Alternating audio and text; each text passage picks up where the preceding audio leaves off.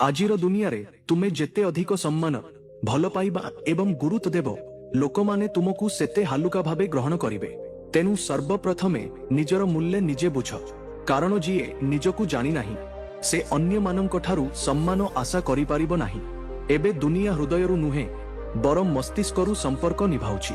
तेनु किछि कहिबा पूर्वरु बहुत किछि भाबिबाकु पडुछि, कारण भावनार भाषा एबे बहुत कम लोक बुझंती एवं अधिकांश लोक लाभ एवं सुविधार भाषा कहती। जेउ व्यक्ति तुमर हेबाकु चाहू नाही ताकू जबरदस्ती निजर करिबा द्वारा किछि मिलिबो नाही। आजि जिए तुमर होइछि सिए ही काली पर होई चली जिवो। जदि तुमको बारंबार निजर गुरुत्व जणाइबाकु पडुछि तेबे बुझी जा जे सामना बाला तुमर मूल्य बुझिबा योग्य नुहे। जिए प्रकृतरे तुमर होइथाए से तुमर नीरवताकु मध्य सम्मान करे। जेउ व्यक्ति अन्य काहा पई तुमको अवहेला करे ताकू त्रीय थर भाबिबाकू सुजोग दिया नाही। परामर्शर सहे शब्द अपेक्षा अनुभवर एक ठोकर मनीषकू अधिक मजबूत करिदिए। प्रतिटी बाहारू सुंदर देखा जाउथिबा जिनिस भल होई न थाए, तेनु सेठारे देख जेउथि आत्मार सौंदर्य झलकु थाए। भूल रास्ता, भूल लोक, भूल परिस्थिति एवं भूल अनुभव एसबु जरूरी, कारण एही सबु तुमको सिखांती जे तुम पाई प्रकृतरे कौन ठीक। जदि कौनसी संपर्क रे निजर गुरुत्व कमिबार देखुछ तेबे ताकू भांगी देबा ही भल। सेही संपर्क जेते भी खास कहीं की न हेउ, बहुत जरूरी नुहे जे मु कहा पाई सबु बेले खास रहिबी, किंतु दिने मोर अभाव निश्चय अनुभव हेब। ईमानदार रुह किंतु सरल हुओ नाही। भूलकू क्षमा कर किंतु चतुरताकू नुहे। जेउ मनीष तुमर भावनाकू न बुझी कथाकू एड़ाई दिए, बुझी जा जे सेठारे तुमर आउ कौनसी गुरुत्व बाकी नाही। जहार भूलकू भूली तुमे बारंबार संपर्क निभाइछ से ही प्रतिथर तुमको फालतू हेबार अनुभव कराइछि। रावणर पतन मध्य विभीषणଙ୍କ विश्वासघातकता जोगु होइथिला। तेनु निजर गोपनीयताकू सम्मान कर एवं भाविचिंती विश्वास कर। मने रखिबा भली जिनिस अनेक समय रे भूली होई जाए एवं भूलिबा भली जिनिस प्रति मुहूर्त रे मने पड़े। एहा ही जीवनर दंत। मन सेई जिनिसकू धरी रखे जहा ठारू मुक्त हेबा उचित एवं ताहा ही हराई दिए जहाकू साइती रखिबा उचित। अन्य को मिटाइबा बाला निजे मिटी जाती। सब केबे कांदे नहीं, कांदंती तो जड़ाइबा बाला। मंदर अंत निश्चित किंतु तार परिणाम जंत्रणादायक होइथाए। सेथिपाई सत्य मार्गरे चलो, प्रतिशोध मार्गरे नुहे। जेउ माने हृदयरु सच्चोत होइथांती जीवन सेमानंकर सबुठारु बड़ परीक्षा निए, किंतु मने रख प्रतिटी परीक्षा परे सफलतार सूर्य उदय हुए। सबुठारु भल प्रतिशोध एहा नुहे जे तुमे भी सेमिति होई जा जेमिति तुमको कष्ट देइथिबा लोक माने, बरम निजकू सजाड़ी आगकू बढ़े एवं सेमानंकु देखाई दियो जे तुमे सेमानंक नकारात्मकतारु ऊर्ध्वकू उठी सारिछ। जदि काहाकू दुखरे देखि तुमर हृदय दुखित हुए तेबे बुझी जा जे ईश्वर तुमको मनीष करी कौनसी भूल करि नाहंती। एही संवेदना, एही करुणा ही तुमर सबुठारु बड़ शक्ति। तेनु सत्य एवं प्रेमर मार्गरे चाल। निजर कर्मकू शुद्ध रख एवं जीवन रे आगकू बढ़ी चाल। जहा तुमर ताहा तुमको निश्चय मिलिब एवं जहा तुमर नुहे ताहा तुमे जेते जाबुड़ी धरिले भी रहिब नाही। जेउ मनीष निज भितरर संतुलन बजाय रखे से संसारर सबुठारु बड़ शक्ति प्राप्त करे। जेतेबेले तुमे जीवनकू भगवानंक दान बोली बुझिब सेतेबेले प्रतिटी परिस्थिति को एक सुजोग मानिब। मने रख ईश्वर केबे अन्याय करंती नाही। से तुमको मोहताज भी करि पारंती एवं सरताज भी। एसबु तुमर कर्म उपरे निर्भर करे। जीवन रे केबे असंतुष्ट हुओ नाही। होई पारे तुमर एही जीवन काहा पाई एक अधूरा स्वप्न भली होइथिबो। जीवनर प्रकृत सार सच्चोत संपर्क रे ही अछि। तेनु निज कर्म को भाबी चिंती बाछ। निजर आत्मसम्मान बजाय रख एवं निजर विचार द्वारा जीवन को एक सठिक दिग दिया। जहा किछि भी करूछ ताकू पूर्ण विश्वास, निष्ठा एवं प्रेम सह कर, कारण ताहा ही तुमर परिचय हेबो। छुरी तो खेत देई चली जाए, किंतु किछि लोक हृदय उपरे एमिति प्रभाव पकांती जे ताहा केबे भरे नाही। जेउ लोक माने जीवन को एमिति आसंती जेपरी केबे जिबे नाही एवं पुणी एमिति चली जांती जेपरी केबे नथिले, सेमाने ही तुमको सिखांती जे विश्वास काहा उपरे करिबा उचित। लोक माने प्रथमे तुमको निजर करंती एवं परे तुमर मजाक उडांती, किंतु मने रख तुमे सेते खराप नुह जेते अन्य माने तुमको प्रमाण करिबाकू चेष्टा करिसंती। प्रकृत खोज सेही व्यक्तिर हेबा उचित जिए प्रतिश्रुति पूरण करे କାରଣ ପ୍ରତିଶ୍ରୁତି ଭାଙ୍ଗିବା ବାଲା ସବୁଠି ମିଳିଯାଆନ୍ତି। କେବେ କେବେ ମନକୁ ବୁଝାଇ ଦେବା ଏବଂ ନିଜର ଜିଦ୍ ଛାଡ଼ିଦେବା ହିଁ ଭଲ ହୋଇଥାଏ। ପ୍ରତିଟି ଜିଦ୍ ତୁମକୁ ଖୁସି ଦିଏ ନାହିଁ। ଯେଉଁମାନେ ନିଜର ଭୁଲକୁ ସ୍ୱୀକାର କରିପାରନ୍ତି ନାହିଁ ସେମାନେ ତୁମକୁ ନିଜର କିପରି ମାନିବେ? ଭଲ ପାଇବାର ନୁହେଁ, ବିଶ୍ୱାସର ମୂଲ୍ୟ ଥାଏ। ଯାହା ଭାଗ୍ୟରେ ଅଛି ତାହା ତୁମକୁ ନିଶ୍ଚୟ ମିଳିବ ଏବଂ ଯାହା ନାହିଁ ତାହା ଯଦି ଆସେ ମଧ୍ୟ ରହିବ ନାହିଁ। ଜୀବନକୁ ଏତେ ଗମ୍ଭୀର ଭାବେ ନିଅ ନାହିଁ, କାରଣ ଏଠାରୁ କେହି ଜୀବନ୍ତ ବଞ୍ଚି ରହିଯାଆନ୍ତି ନାହିଁ। ଯଦି ଏହି ଦୁନିଆ ଏତେ ଖରାପ ହୋଇଥାନ୍ତା ତେବେ ଯିବାବେଳେ ଏତେ ଲୋକ ତୁମ ପାଇଁ ଲୁହ କାହିଁକି ବୁହାଇଥାନ୍ତେ? ଏବଂ ଯଦି ଏହା ଏତେ ଭଲ ହୋଇଥାନ୍ତା ତେବେ କାନ୍ଦି କାନ୍ଦି ଏଠାକୁ କାହିଁକି ଆସିଥାନ୍ତେ? ଏହି ଜୀବନ ଏକ ସନ୍ତୁଳନ ଯେଉଁଠି ପ୍ରତିଟି ମିଠା ସହ ପିତା ମଧ୍ୟ ଅଛି। ସଚ୍ଚୋଟ ସମ୍ପର୍କ ସେଇଟା ଯେଉଁଠି କେହି ତୁମକୁ ବୁଝେ ଏବଂ ବୁଝାଏ। ବିତି ଯାଇଥିବା କାଲିରୁ କାହାକୁ ପରଖ ନାହିଁ, କାରଣ ଲୋକ ବଦଳନ୍ତି, ଶିଖନ୍ତି ଏବଂ ଆଗକୁ ବଢ଼ନ୍ତି। ସବୁଠାରୁ ଶକ୍ତିଶାଳୀ ସେହି ମଣିଷ ଯିଏ ନିଜ ଉପରେ ନିୟନ୍ତ୍ରଣ ରଖେ। ଖାଲି ପକେଟ ନେଇ ବଜାରକୁ ଯାଅ, ତୁମର ଭ୍ରମ ଦୂର ହୋଇଯିବ। ଶରୀରକୁ ଛୁଇଁବା ବାଲା ତ ଲକ୍ଷ ଲକ୍ଷ ମିଳନ୍ତି, କିନ୍ତୁ ଯିଏ ହୃଦୟକୁ ଛୁଇଁଯାଏ ସିଏ ହିଁ ପ୍ରକୃତ ପ୍ରେମ। ସୌନ୍ଦର୍ଯ୍ୟ ଏହି କଥାରେ ଅଛି ଯେ ତୁମେ ଅନ୍ୟର କଥାକୁ କିପରି ଶୁଣୁଛ ଏବଂ ବୁଝୁଛ। ଯେଉଁ କଥା ବ୍ୟର୍ଥ ତାକୁ ଅଣଦେଖା କର ଏବଂ ଯାହା ସତ୍ୟ ଏବଂ ଶିକ୍ଷାରେ ଭରପୁର ତାକୁ ଆପଣାଅ। ତାକୁ ଦୂରରେ ରହିବାକୁ ଦିଅ। ତୁମର ଜୀବନ କେବଳ ତା ପାଇଁ ଯିଏ ତୁମର ପ୍ରେମ ଏବଂ ପ୍ରଚେଷ୍ଟାକୁ ବୁଝିପାରେ। ପ୍ରଶଂସା ଏବଂ ସମାଲୋଚନା ଉଭୟକୁ ସମାନ ଭାବେ ସ୍ୱୀକାର କରିବା ଶିଖ, କାରଣ ଏହା ହିଁ ତୁମକୁ ଜୀବନର ପ୍ରକୃତ ସ୍ଥିରତା ଦେବ। ଯେତେବେଳେ କଷ୍ଟ ନିଜର ସୀମା ପାର କରିଯାଏ ତେବେ ମଣିଷ କାନ୍ଦେ ନାହିଁ, ବରଂ ଚୁପ୍ ହୋଇଯାଏ। ସେହି ନୀରବତାରେ ବହୁତ କିଛି ଲୁଚି ରହିଥାଏ। ସେ ଲୁହ ବୁହାଏ ନାହିଁ, କିନ୍ତୁ ଭିତରେ ସବୁ ବୋହିଯାଏ। ଫରକ ଏବେ ପଡ଼େ ନାହିଁ ଯେ କିଏ କ'ଣ କହୁଛି, କାରଣ ମନ ଏତେ ଥର ଭାଙ୍ଗି ସାରିଥାଏ ଯେ ଏବେ ଆଘାତ ବି ପ୍ରଭାବ ପକାଏ ନାହିଁ। କିନ୍ତୁ ମନେ ରଖ, ଯେତେବେଳେ ତୁମେ ଏକୁଟିଆ ଅଛ ସେତେବେଳେ ତୁମେ ସବୁଠାରୁ ଅଧିକ ନିଜ ପାଖରେ ଅଛ। ଏହା ହିଁ ସେହି ସମୟ ଯେତେବେଳେ ତୁମକୁ ନିଜ ଉପରେ ଏବଂ ମୋ ଉପରେ ସବୁଠାରୁ ଅଧିକ ବିଶ୍ୱାସ କରିବାକୁ ହେବ। ଏକୁଟିଆପଣ ଯେତେବେଳେ ଆସେ ତେବେ ମନକୁ ନିରାଶ କରିଦିଏ, କିନ୍ତୁ ସେହି ଏକୁଟିଆପଣ ତୁମକୁ ଭିତରୁ ଏତେ ମଜବୁତ କରେ ଯେ ପୁଣି ତୁମକୁ କାହାର ସହାରାର ଆବଶ୍ୟକତା ରହେ ନାହିଁ। ନିଜକୁ କୁହ, ଭଲେଇ ଆଜି ମୋ ସହ କେହି ନାହାନ୍ତି, କିନ୍ତୁ କାଲି ଯେତେବେଳେ ମୁଁ ଉଠିବି ତେବେ ମୋର ଆତ୍ମବିଶ୍ୱାସ, ମୋର ପରିଶ୍ରମ ଏବଂ ମୋର ଶ୍ରଦ୍ଧା ସାରା ସଂସାରକୁ ମୋର ସାଥ ଦେବାକୁ ବାଧ୍ୟ କରିଦେବ। ବାପାଙ୍କର ରହିବା ଜୀବନର ସବୁଠାରୁ ସ୍ଥିର ଛାୟା। ସେ ହୁଏତ କେବେ କେବେ କଠୋର ଲାଗିପାରନ୍ତି, କିନ୍ତୁ ତାଙ୍କ ଦ୍ୱାରା ଦିଆଯାଇଥିବା ଛାଇ ସବୁବେଳେ ଶୀତଳ ଏବଂ ଶାନ୍ତିଦାୟକ ହୋଇଥାଏ। ସେ ସେହି ନିମ୍ବ ଗଛ ପରି ଯାହାର ପତ୍ର ଭଲେଇ ପିତା, କିନ୍ତୁ ସେ ଜୀବନ ସାରା ଛାଇ ଦିଅନ୍ତି, ବିନା କିଛି କହି, ବିନା କୌଣସି ଆଶା ରଖି। କିଛି ସମ୍ପର୍କ ଏମିତି ଥାଏ ଯେଉଁଥିରେ ଧୀରେ ଧୀରେ ତୁମର ଗୁରୁତ୍ୱ ଶେଷ ହୋଇଯାଏ। ସେଠାରେ ରହିବା, ବୁଝାଇବାକୁ ଚେଷ୍ଟା କରିବା କିମ୍ବା ଆଶା ରଖିବା କେବଳ ତୁମର ଆତ୍ମସମ୍ମାନକୁ ଆଘାତ ଦେଇଥାଏ। ତେଣୁ ଚୁପଚାପ ସେହି କବାଟଗୁଡ଼ିକୁ ବନ୍ଦ କରିଦିଅ ଯେଉଁଠି ଏବେ କେହି ଦସ୍ତକ ଦିଅନ୍ତି ନାହିଁ। ଇଚ୍ଛା, ଆଶା ଏବଂ ନଖ, ଏହି ତିନୋଟିକୁ ସମୟ ସମୟରେ କାଟୁଥିବା ଉଚିତ, କାରଣ ଯଦି ଏଗୁଡ଼ିକ ବଢ଼ିଯାଆନ୍ତି ତେବେ କେବଳ କଷ୍ଟ ଦିଅନ୍ତି। ପ୍ରାର୍ଥନା ଯେତେବେଳେ ସଚ୍ଚୋଟ ହୃଦୟରୁ ଦିଆଯାଏ ତେବେ ତାର ପ୍ରଭାବର କୌଣସି ସୀମା ନଥାଏ। ସଧତ ଦାମ ଦେଲେ ସମସ୍ତେ ଦେଇପାରିବେ, କିନ୍ତୁ ପ୍ରାର୍ଥନା, ଦୁଆ କେବଳ ସେଇ ଦିଏ ଯାହାର ହୃଦୟ ସଖା ଥାଏ। କେବେ କେବେ ସେହି ଆଙ୍ଗୁଠି ବି ଛୁଟିଯାଏ ଯାହାକୁ ବହୁତ ମଜବୁତ ଭାବେ ଧରାଯାଇଥିଲା, କାରଣ ସମ୍ପର୍କ ଶକ୍ତିରେ ନୁହେଁ, ଭାବନାରେ ନିଭାଯାଏ। ଜବରଦସ୍ତି ତିଷ୍ଠି ରହିଥିବା ସମ୍ପର୍କ ଧୀରେ ଧୀରେ ଆତ୍ମାକୁ ଭାଙ୍ଗିଦିଏ। ତେଣୁ ଯିଏ ତୁମ ହୃଦୟ ସହ ଯୋଡ଼ି ହୋଇଛି ସିଏ ହିଁ ତୁମର। ବିନା ସମ୍ମାନରେ କୌଣସି ବି ସମ୍ପର୍କ ଅଧିକ ସମୟ ପର୍ଯ୍ୟନ୍ତ ରହେ ନାହିଁ। ଘଙ୍ଗାରେ ଯେତେ ବି ବୁଡ଼ ପକାଅ, ଯଦି ଚିନ୍ତାଧାରା ବଦଳିଲାନି ତେବେ କୌଣସି ବି ତୀର୍ଥ ତୁମକୁ ପବିତ୍ର କରିପାରିବ ନାହିଁ। ପରିବର୍ତ୍ତନ ଭିତରୁ ହେବା ଉଚିତ, ତେବେ ଯାଇ ଜୀବନରେ ପ୍ରକୃତ ଶୁଦ୍ଧତା ଆସିବ। ସବୁଠାରୁ ଅଧିକ କଷ୍ଟ ସେତେବେଳେ ହୁଏ ଯେତେବେଳେ ତୁମେ କାହାକୁ ଆଖି ବନ୍ଦ କରି ବିଶ୍ୱାସ କର ଏବଂ ସେ ତୁମକୁ ଏହା ଅନୁଭବ କରାଇ ଦିଏ ଯେ ପ୍ରକୃତରେ ତୁମେ ଅନ୍ଧ ଥିଲ। ସବୁବେଳେ ଏହି ଚିନ୍ତା ନିଜ ମନରେ ରଖ, କେହି ମୋର ଖରାପ କରୁଛି ତାହା ତାର କର୍ମ, କିନ୍ତୁ ମୁଁ କାହାର ଖରାପ କରିବିନି, ଏହା ମୋର ଧର୍ମ। ସମାଲୋଚନା ବା ବୁରାଇ ସେଇମାନେ କରନ୍ତି ଯେଉଁମାନେ ସମକକ୍ଷ ହୋଇପାରନ୍ତି ନାହିଁ। ତେଣୁ ସେମାନଙ୍କ କଥାକୁ ଗୁରୁତ୍ୱ ଦିଅ ନାହିଁ, ବରଂ ନିଜ କର୍ମ ଦ୍ୱାରା ଉତ୍ତର ଦିଅ।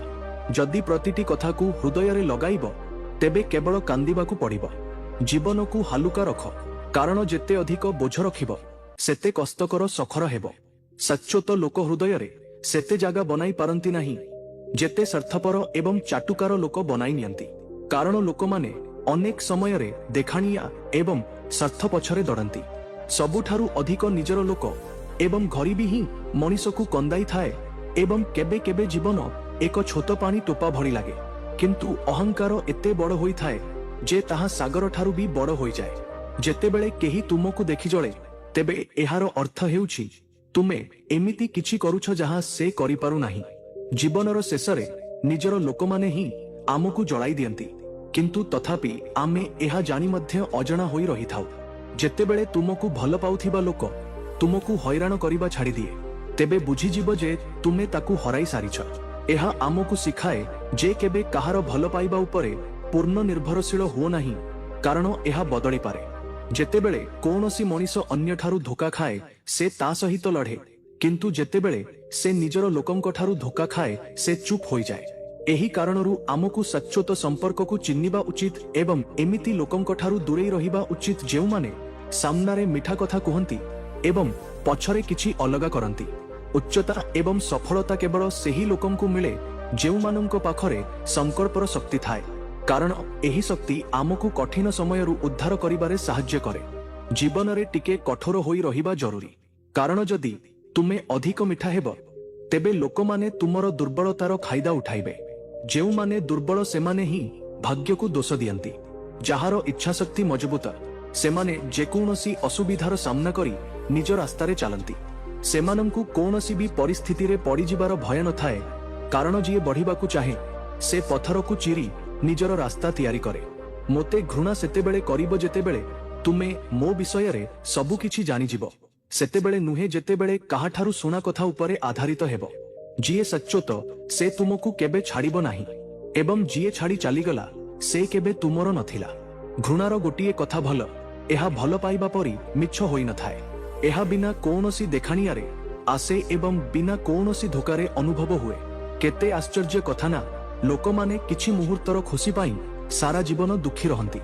ସୁଖର ପ୍ରକୃତ ଆନନ୍ଦ ସେଇମାନଙ୍କୁ ମିଳେ ଯେଉଁମାନେ ଏହାକୁ ଛୋଟ ଛୋଟ ମୁହୂର୍ତ୍ତରେ ଖୋଜି ନିଅନ୍ତି।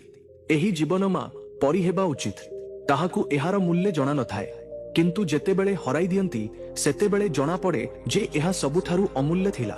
ଯେତେବେଳେ ମଣିଷର ହୃଦୟ ଭାଙ୍ଗେ ତେବେ କେବଳ ତାର ହୃଦୟ ନୁହେଁ ବିଶ୍ୱାସ ଏବଂ ଆନ୍ତରିକତା ମଧ୍ୟ ଭାଙ୍ଗିଯାଏ। ଏବଂ ଯେତେବେଳେ ବିଶ୍ୱାସ ଭାଙ୍ଗିଯାଏ ତେବେ ସମ୍ପର୍କ କେବଳ ନାମକୁ ମାତ୍ର ରହିଯାଏ। ସବୁଠାରୁ ବିପଜ୍ଜନକ ସିଏ ନୁହେଁ ଯିଏ ତୁମର ଶତ୍ରୁ, ବରଂ ସିଏ ଯିଏ କେବଳ ତୁମ ସହିତ ସ୍ୱାର୍ଥ ପାଇଁ ସମ୍ପର୍କ ରଖିଛି। କାରଣ ଦିନେ ଯେତେବେଳେ ତାର ସ୍ୱାର୍ଥ ପୂରଣ ହୋଇଯିବ ସେତେବେଳେ ସେ ତୁମକୁ ଏମିତି ଛାଡ଼ିଦେବ ଯେମିତି କେବେ ଜାଣିନଥିଲା। ଦେଖାଣିଆ ଚାଟୁକାରିତା କରୁଥିବା ଲୋକଙ୍କୁ ଦେଖି ଲୋକ ଖୁସି ହୁଅନ୍ତି ନାହିଁ, ବରଂ ଗର୍ବ ସେମାନଙ୍କୁ ଦେଖି ହୁଏ ଯେଉଁମାନେ ବିନା ସ୍ୱାର୍ଥରେ ସାଥିରେ ଠିଆ ହୁଅନ୍ତି। ବୁଦ୍ଧିମାନ କଥା ଦୁଇ ପ୍ରକାରର ଲୋକ କୁହନ୍ତି। ଏକ, ଯେଉଁମାନଙ୍କର ବୟସ ଅଧିକ। ଦୁଇ, ଯେଉଁମାନେ ବହୁତ କମ୍ ବୟସରେ ଖରାପ ସମୟ ଦେଖିଛନ୍ତି। କିନ୍ତୁ ଯେଉଁ ବ୍ୟକ୍ତି ସଚ୍ଚୋଟ ମନରେ ଚେଷ୍ଟା କରେ ସେ ପ୍ରତିଟି ଅସୁବିଧାକୁ ପାର କରିଯାଏ। ମୋର ଦୁଃଖକୁ କେହି ବୁଝିପାରିଲେ ନାହିଁ କାରଣ ମୋର ଅଭ୍ୟାସ ଥିଲା ହସିବାର। ଅନେକ ସମୟରେ ଆମେ ଆମର କଷ୍ଟକୁ ହସ ପଛରେ ଲୁଚାଇ ଦେଉ, କିନ୍ତୁ ଏହାର ଅର୍ଥ ଏହା ନୁହେଁ ଯେ ଦୁଃଖ ନାହିଁ। ପ୍ରକୃତ ସାହସ ସେଇଟା ଯାହା ବିପରୀତ ପରିସ୍ଥିତିରେ ମଧ୍ୟ ନିଜକୁ ସମ୍ଭାଳିବାର ଶକ୍ତି ରଖେ। ମଣିଷ ଅଧିକ କାମ କରିବା ଦ୍ୱାରା ସଫଳ ହୁଏ ନାହିଁ, ବରଂ ସଠିକ ଉପାୟରେ କାମ କରିବା ଦ୍ୱାରା ସଫଳ ହୁଏ। ପରିଶ୍ରମ ସେତେବେଳେ ଫଳ ଦିଏ ଯେତେବେଳେ ତାହା ସଠିକ ଦିଗରେ କରାଯାଏ। କେବଳ ବ୍ୟସ୍ତ ରହିବା ଦ୍ୱାରା ସଫଳତା ମିଳେ ନାହିଁ, ବରଂ ବୁଦ୍ଧିମାନ ଭାବେ କରାଯାଇଥିବା କାର୍ଯ୍ୟ ହିଁ ତୁମକୁ ଆଗକୁ ନିଏ। ସମ୍ପର୍କଗୁଡ଼ିକୁ କେବଳ ସମୟ ନୁହେଁ ବୁଝାମଣାର ମଧ୍ୟ ଆବଶ୍ୟକତା ଥାଏ। କୌଣସି ବି ସମ୍ପର୍କ କେବଳ ସାଥିରେ ରହିବା ଦ୍ୱାରା ମଜବୁତ ହୁଏ ନାହିଁ, ବରଂ ପରସ୍ପରର ଭାବନାକୁ ବୁଝିବା ଦ୍ୱାରା ଗଭୀର ହୁଏ। ଯେଉଁମାନେ କେବଳ ଉପସ୍ଥିତିକୁ ଗୁରୁତ୍ୱ ଦିଅନ୍ତି ସେମାନେ ସଚ୍ଚୋଟ ସମ୍ପର୍କର ଗଭୀରତାକୁ କେବେ ବୁଝିପାରନ୍ତି ନାହିଁ। ଅହଙ୍କାରରେ ତିନୋଟି ଜିନିଷ ନଷ୍ଟ ହୋଇଯାଏ, ଧନ, ବୈଭବ ଏବଂ ବଂଶ। ଯଦି ତୁମର ବିଶ୍ୱାସ ହେଉନାହିଁ ତେବେ ରାବଣ, ଦୁର୍ଯ୍ୟୋଧନ ଏବଂ କଂସର ଅନ୍ତ ଦେଖିନିଅ। ଅହଙ୍କାର ସବୁବେଳେ ପତନ ଆଡ଼କୁ ନେଇଯାଏ ଏବଂ ନମ୍ରତା ବ୍ୟକ୍ତିକୁ ଉନ୍ନତି ଆଡ଼କୁ। ଏମିତି ତ ଡାକ ଦେବା ବାଲା ବହୁତ ମିଳିବେ, କିନ୍ତୁ ସବୁବେଳେ ସେଠି ବସ ଯେଉଁଠି ନିଜରପଣ ଅନୁଭବ ହେଉଥିବ। ଜୀବନରେ ସଚ୍ଚୋଟ ସମ୍ପର୍କ ସେଇଗୁଡ଼ିକ ଯେଉଁଠି ଶବ୍ଦ ଅପେକ୍ଷା ଭାବନା ଅଧିକ କଥା କୁହେ। ଛୋଟ ପାଦ ପକା, କିନ୍ତୁ ପ୍ରତିଟି ପାଦ ସଠିକ ଦିଗରେ ହେଉ। ଜୋରରେ ଦୌଡ଼ିବା ଅପେକ୍ଷା ଗୁରୁତ୍ୱପୂର୍ଣ୍ଣ ଏହା ଯେ ତୁମେ ସଠିକ ରାସ୍ତାରେ ଅଛ। ସଠିକ ଦିଗରେ ଧୀରେ ଧୀରେ ବଢିବା ମଧ୍ୟ ଭୁଲ ଦିଗରେ ଜୋରରେ ଦୌଡ଼ିବା ଅପେକ୍ଷା ଭଲ। ପିତା ସତ୍ୟ କହୁଥିବା ଲୋକମାନେ ମିଛ ଆଶ୍ୱାସନା ଦେଉଥିବା ଲୋକଙ୍କ ଅପେକ୍ଷା ଭଲ। ଯେଉଁମାନେ ସତ୍ୟ କହିବାର ସାହସ ରଖନ୍ତି ସେମାନେ ହିଁ ପ୍ରକୃତ ବନ୍ଧୁ। ମିଠା ଶବ୍ଦ ଭଲେ ଭଲ ଲାଗିପାରେ, କିନ୍ତୁ ତାହା ସବୁବେଳେ ସତ୍ୟ ହୋଇନଥାଏ। ନିଜକୁ ସବୁବେଳେ ପ୍ରେରଣାଦାୟୀ ଏବଂ ସକାରାତ୍ମକ ଲୋକଙ୍କ ମେଳରେ ରଖ। ତେଣୁ ନିଜ ମନ ସହିତ କଥା ହୁଅ, କାରଣ ତାହା ହିଁ ତୁମର ସତ୍ୟର ପ୍ରଥମ ଦ୍ୱାର। ଖୁସିର ପ୍ରକୃତ ଉତ୍ସ ଧନ ନୁହେଁ, ବରଂ ମନର ସନ୍ତୋଷ। ଧନ ତୁମକୁ ଅହଙ୍କାର ଦେଇପାରେ, କିନ୍ତୁ ମନର ପ୍ରସନ୍ନତା ତୁମ ଭିତରେ ସଂସ୍କାରର ଗଭୀରତା ଆଣେ। ଧନରୁ ସଂଗ୍ରହ ହୁଏ, କିନ୍ତୁ ସନ୍ତୋଷରୁ ସମର୍ପଣ ଜନ୍ମ ନିଏ। ଏବଂ ଯେଉଁ ବ୍ୟକ୍ତି ସନ୍ତୁଷ୍ଟ ସେ ନିଜ ଚାରିପାଖରେ ମଧ୍ୟ ଖୁସି ବାଣ୍ଟିଥାଏ। କଥା ହେବା ସମସ୍ତଙ୍କୁ ଆସେ, କିନ୍ତୁ ସେହି ବ୍ୟକ୍ତି ସହ କଥା ହେବାରେ ଆନନ୍ଦ ଆସେ ଯାହା ସାମ୍ନାରେ ତୁମକୁ ଶବ୍ଦକୁ ମାପିବାକୁ ପଡ଼େ ନାହିଁ। ଯେଉଁଠି ନୀରବତା ମଧ୍ୟ ସହଜ ହୁଏ ଏବଂ ଭାବନା ପ୍ରବାହିତ ହୋଇପାରେ। ଯଦି ତୁମେ ନିଜର ସତ୍ୟକୁ ଜାଣିବାକୁ ଚାହୁଁଛ, ତେବେ ଅନ୍ୟମାନଙ୍କ ମନ୍ତବ୍ୟରେ ଛନ୍ଦି ହୁଅ ନାହିଁ। ନିଜ ଭିତରକୁ ଯାଇ ଦେଖ। ଯେଉଁ ଆତ୍ମା ନିଜକୁ ଚିହ୍ନି ନିଏ ତାକୁ ବାହାରର ସ୍ୱୀକୃତିର ଆବଶ୍ୟକତା ରହେ ନାହିଁ। ଏହି ସଂସାର ପରାମର୍ଶ ବହୁତ ଦିଏ, କିନ୍ତୁ ସାଥ ବହୁତ କମ୍। ଲୋକ କୁହନ୍ତି, କିନ୍ତୁ ଯେତେବେଳେ ସମୟ ଆସେ ସେତେବେଳେ ଚୁପ୍ ହୋଇଯାନ୍ତି। ତେଣୁ ନିଜର ଆତ୍ମବଳକୁ ହିଁ ନିଜର ସବୁଠାରୁ ବଡ଼ ବନ୍ଧୁ କର, ଯେମିତି କି ଯେତେବେଳେ ସମସ୍ତେ ସାଥ ଛାଡ଼ିଦେବେ ତୁମେ ସେତେବେଳେ ବି ଭାଙ୍ଗିବ ନାହିଁ। ଯେଉଁମାନେ ଅନ୍ୟର ଭୁଲ ଉପରେ ହସନ୍ତି ସେମାନେ ନିଜେ ସର୍ବପ୍ରଥମେ ସମୟ ସାମ୍ନାରେ ନଇଁ ଯାଆନ୍ତି। କାହାର ବିଫଳତାକୁ ତାମସା ବନା ନାହିଁ, କାରଣ ସମୟ ପାଖରେ ସମସ୍ତଙ୍କ ପାଇଁ ପରିବର୍ତ୍ତନଶୀଳ ଦୃଶ୍ୟ ରହିଛି।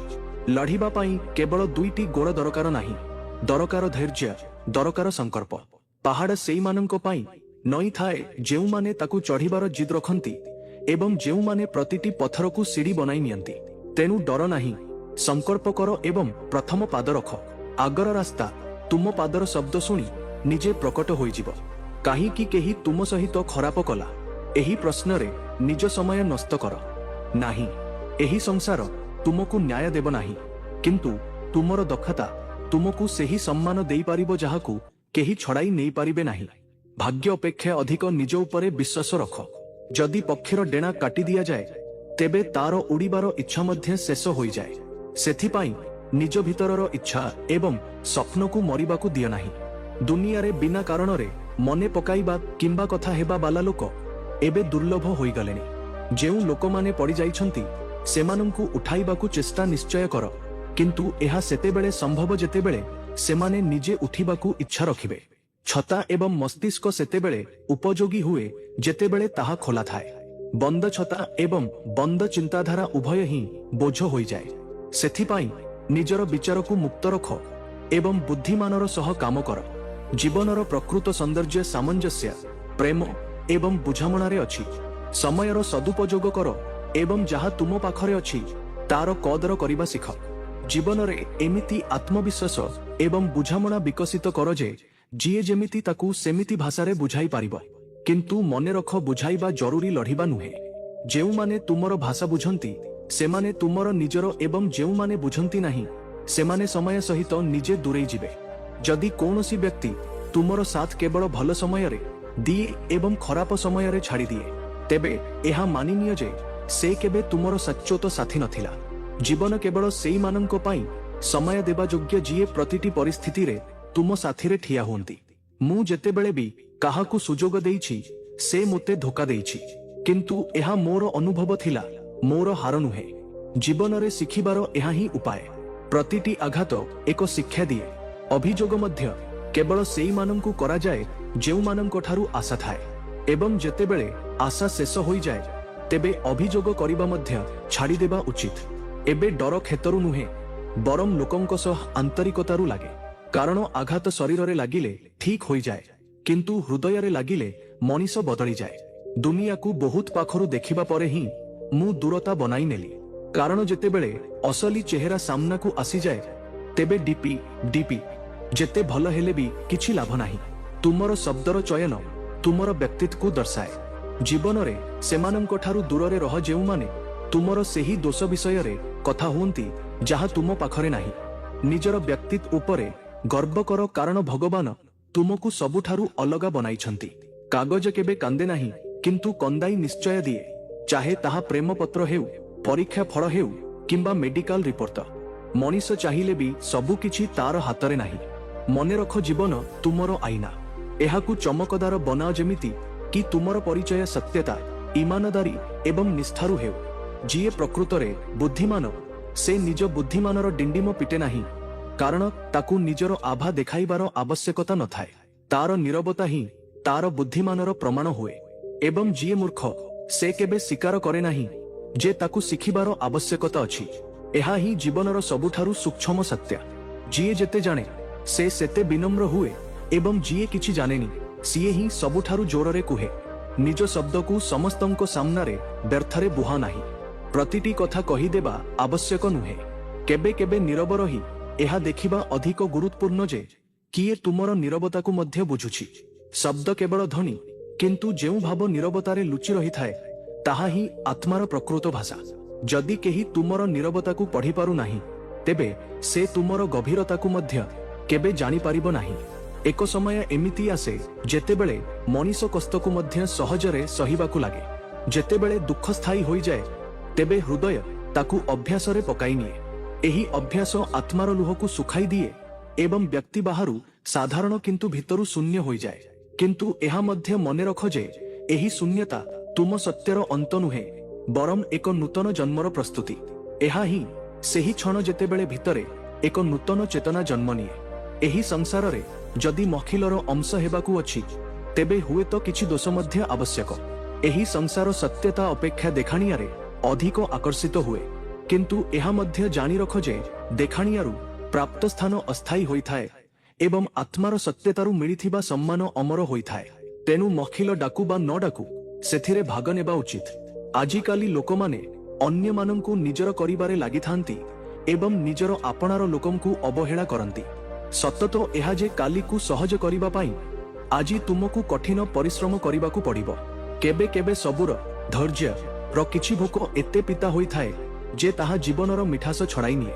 किंतु निजर उन्नति रे एते समय लगाओ जे अन्यर समालोचना करिबाकू समय न मिलु।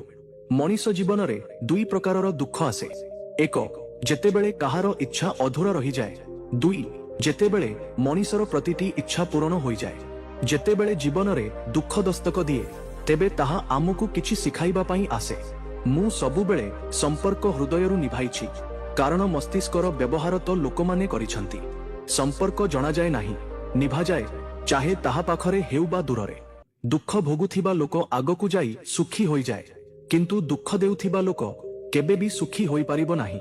जेतेबेले तुमे धन रोजगार कर तेबे घरकू जिनिस आसे, किंतु जेतेबेले तुमे दुआ आशीर्वाद रोजगार कर तेबे धन सहित खुशी, स्वास्थ्य एवं प्रेम मध्य आसे। भल पाइबा एवं सत्यता सह जीता जाइथिबा हृदय सबुठारु बड़ विजय। प्रतिटी भूल आमकू एक नुआ आरंभर सुजोग दिए। तेनु सबुबेले निजर विचार को सकारात्मक रख, कारण ताहा ही तुमर जीवन को दिग दिए। जीवन रे छोट छोट खुशी ही सबुठारु बड़ संपत्ति। एहा देखिबाकू भल लागे जे जीवंत लोकमाने अन्यर चुगुली करंती एवं मरिबा परे लोकमाने ही प्रशंसारे घेरी रहंती। एही दुनिया सतरे अजब। लोकमाने धोखा देई चतुर बनी जांती एवं आमे विश्वास करी गुनाहगार होई जाऊ। मंजिल पाउथिबा लोकमाने केबे भी डेरी जाए सुअंती नाही, कारण सेमानंको पाखरे निज लक्ष्य उपरे ध्यान देबाकू समय थाए। जीवनर सर्कसरे सबुठारु विपज्जनक केबे हुए जेतेबेले आमे हृदयरु काहाकू बहुत भल पाऊ एवं आमकू लागे जे आमे ता उपरे विश्वास करि पारिबा। साहाज्य सबुबेले एक घटना जहा करि दिया जाए। जीए तुमको बुझे नाही ता पाई व्यर्थ शब्द खर्च कर नाही। लोक कौन कहिबे सेथिपाई चिंता कर नाही, बरम एहा भाव जे तुमे कौन हेबाकू चाहुछ। निज मनर बही केवल सेई मानंको सामनारे खोल, जीए ताकू पढ़ी तुमको सठिक भावे बुझी पारिबे। चिंतार कुहुड़ी, स्मृतिर झापसा अंधार, चार कप एवं किछि अधूरा कथा आरंभरे सबु किछि प्रेरित करे, किंतु जीवनर प्रकृत प्रेरणा तुमर निजर कर्म एवं आत्मज्ञान रे लुचि रही थाए। बंधु माने आशा करूछि जे आपण आजिर एही भिडियोरु निश्चय किछि ना किछि शिखिथिबे। तेनु एही भिडियो को लाइक एवं निज सांग मानंको सह शेयर करिबाकू भूलंतु नाही। आमकू एमिति ही सपोर्ट करिबा पाई चैनल को सब्सक्राइब एवं घंटी बटन को निश्चय दबाई दियंतु। ତେବେ ଚାଲନ୍ତୁ ଦେଖା ହେବା ଆଉ ଏକ ଭିଡିଓରେ। ସେ ପର୍ଯ୍ୟନ୍ତ ନିଜର ଧ୍ୟାନ ରଖନ୍ତୁ। ଧନ୍ୟବାଦ।